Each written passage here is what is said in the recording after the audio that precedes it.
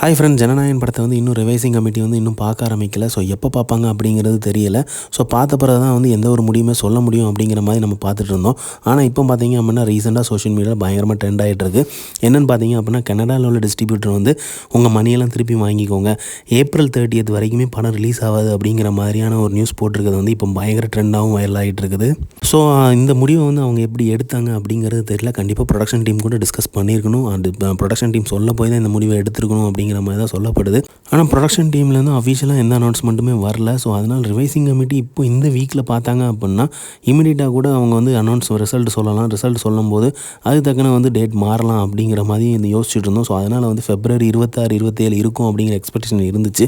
ஆனால் இவங்க இந்த அனௌன்ஸ்மெண்ட் கொடுத்துருக்கத போது பார்க்கும்போது ஆஃப்டர் April 30th தான் அப்படின்னு சொல்லும்போது எலெக்ஷன்லாம் முடிஞ்சதுக்கப்புறம் தான் இருக்கும் அப்படிங்கிற மாதிரி தான் ஒரு தரப்பினர் வந்து சொல்லிகிட்டு இருக்காங்க. இன்னொரு தரப்பினர் பார்த்தீங்க அப்படின்னா பயங்கரமாக ட்ரெண்ட் ஆகிட்டு இருக்குதுன்னா தளபதியோட பர்த்டேக்கு தான் ரிலீஸ் ஆகும் அப்படிங்கிற மாதிரி சொல்லிட்டு இருக்காங்க. ஸோ தளபதி அவர்கள் வந்து இது வந்து கடைசி படம் அப்படிங்கிற மாதிரி அனௌன்ஸ்மெண்ட் பண்ணல அப்படின்னா ஓகே பரவாயில்ல, ஓடிடியில் கூட பார்க்கலாம் அப்படிங்கிற மாதிரி தைரியமாக இருப்போம். ஆனால் தளபதியோட கடைசி படம் வந்து தேட்டரில் என்ஜாய் பண்ணாமல், ஏன்னா இத்தனை வருஷமாக வந்து சரி கொரோனா டைம்லையும் சரி தேட்டரில் வந்து தளபதியோட படம் ரிலீஸ் ஆகி தான் நம்ம பார்த்துருக்கோம். ஸோ இப்போ வந்து தேட்டர் படம் அதுவும் கடைசி படம் வந்து பார்க்காம இருக்க முடியாது அப்படிங்கிறதுனால தான் வெயிட் பண்ணுறோம்.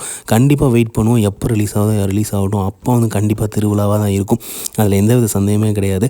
பட் ஆனால் ரிவைசிங் கமிட்டி வந்து இன்னும் பார்க்கல. கேவிஎன் ப்ரொடக்ஷனும் அஃபிஷியலாக எந்த ஒரு ஸ்டேட்மெண்ட்டும் கொடுக்கல.